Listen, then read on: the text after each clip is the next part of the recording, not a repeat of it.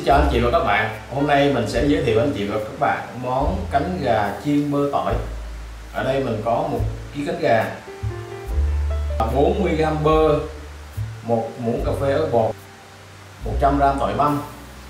Các bạn vào bếp cùng mình nha. Cánh gà các bạn cắt khúc ra ha, cho nó dễ ăn.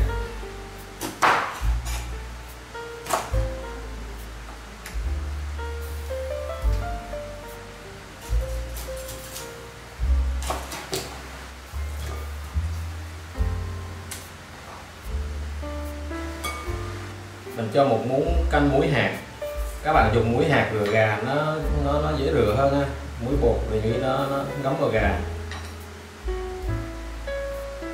Cho thêm 1 muỗng canh rượu trắng.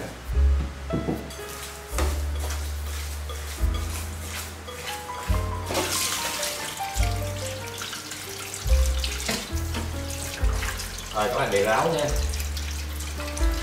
Các bạn cho mình 1 muỗng canh tỏi băm, 1/2 muỗng cà phê muối, 1 muỗng cà phê nước tương, 1 muỗng cà phê dầu hào, 1 muỗng cà phê tiêu, 2 muỗng cà phê rượu trắng. Các bạn cho thêm 1 muỗng canh bột năng. Rồi bây giờ mình trộn lên nữa, ướp vào đây 30 phút nha.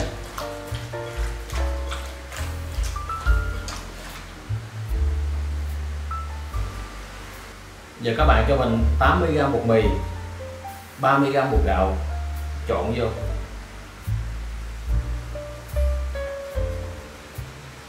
Trộn đều ha. Nhúng cánh gà vào bột nha, cho nó áo đều.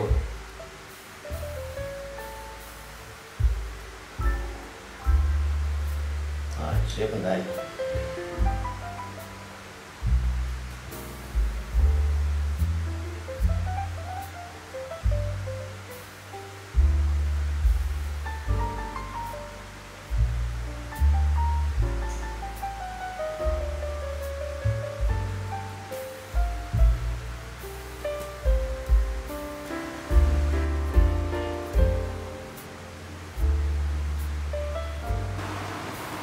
Bây giờ mình đi chiên gà nha.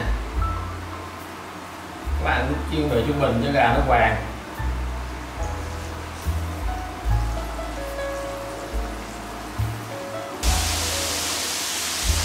Lửa vàng một mặt rồi, mình lật lại mặt kia nha.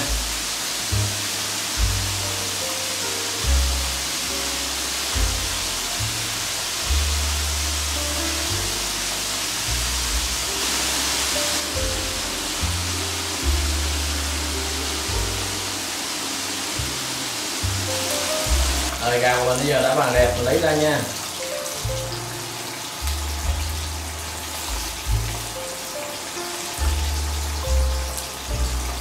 Rất là ngon.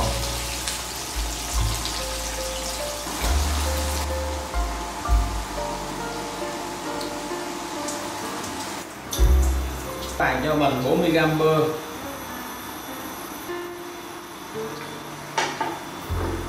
các bạn cho tỏi vô ha.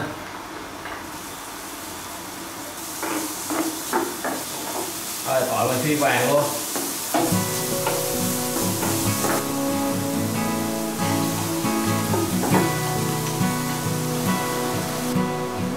Rồi tỏi của mình bây giờ đã vàng, cho cánh gà vô nha. Các bạn cho thêm 1 muỗng cà phê ớt bột. Các bạn nhớ để lửa nhỏ nhé, mình đào cho tỏi nó bám đều vào gà là được. Rất là thơm. Giờ thơm mùi tỏi bơ rất là thơm các bạn. Rồi bây giờ mình ra món nha. Rất là ngon, hấp dẫn. Các bạn hãy làm món này cho gia đình mình thưởng thức nha.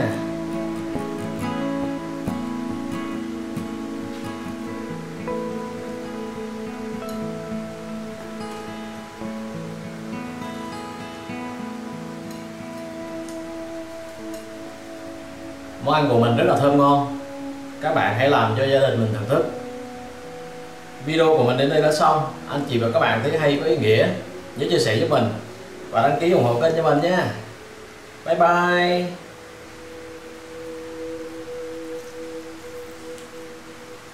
Rất là mềm các bạn, mềm thơm ngon, thịt gà không bao giờ không bị khô ha. Ngon quá.